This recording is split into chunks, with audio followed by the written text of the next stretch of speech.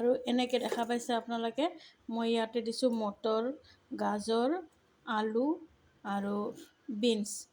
এইখিনি গোটেইখিনি মই খালি জাষ্ট এটা চিটি মৰাই লৈছোঁ। আপোনালোকে চিটি নিদিলেও হ'ব, আপোনালোকে এনেই ভাপাব পাৰে, মানে কেৰাহীটো দি ভাপাই ল'ব পাৰে। আৰু মই অলপমান কুকাৰত দিছোঁ, জাষ্ট এটা চিটি মাৰি বন্ধ কৰি দিছোঁ। আৰু এনেকৈ আছে, ৰঙালাও আছে আৰু বিনছ। চব্জি আপুনি যি চব্জি হ'লেও হ'ব, এনেকৈ কাটি ল'ব লাগে, এনেকৈ সিজাই ল'ব। আৰু এই চব্জিৰ পানীখিনি আপোনালোকে নেপেলাব, কাৰণ চব্জিৰ পানীখিনি দি আপুনি এয়া পিচি ল'ব এনেকৈ নাৰিকলবিলাক আৰু মছলাটো এনেকৈ কৰি ল'ব এই চব্জিৰ পানীখিনিৰে। আৰু এয়া দেখিছে, আপোনালোকে যদি পাতলা খাব বিচাৰে পাতলা হ'ব। আৰু আমি যিহেতু বেছি পাতলা নকৰোঁ, জাষ্ট পাতলা হৈছে এনেকুৱা, আমাৰ এই সিমানখিনি ঠিক আছে।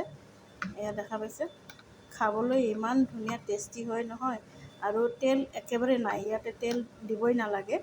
আৰু এনেকৈ এইটো কিন্তু গৰম কৰিবলৈ নোৱাৰে। আৰু নেক্সট যি বনালে ইয়াত আৰু গৰম কৰা নাযাব, এনেকেই আপুনি বনাব লাগিব। মানে জাষ্ট এইটো গৰম কৰিলে ভাল নালাগে এইটো।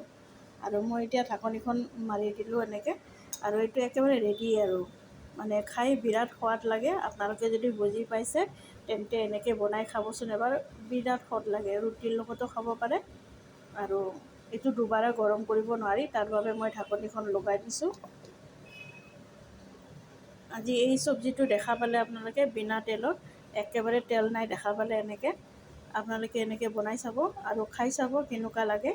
আৰু জনাব, কমেণ্ট কৰিব, লাইক কৰিব। আজি মোৰ এনেকুৱা বিনা তেলৰ চব্জিটো কেনেকুৱা লাগিল আপোনালোকে জনাব।